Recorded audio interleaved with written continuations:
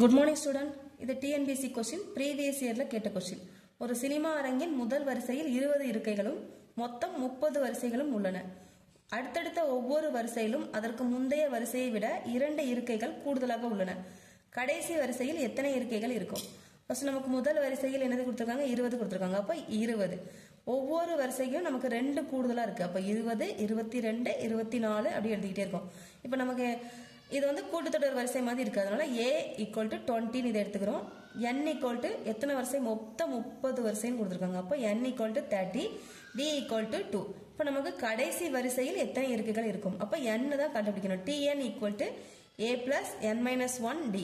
இப்போ n க்கு பதிலாக 30 சப்ஸ்டிட் பண்ணீங்கன்னா a 20 பிளஸ் n வந்து 29 - 1. அப்போ 29 × 2 30 - 1. இப்போ 29 × 2. இப்போ ரெண்டையும் பெருக்கும் போது 58. 20 + 58 78. அப்போ 30வது வரிசையில் நமக்கு 78 இருக்கைகள் இருக்கும்.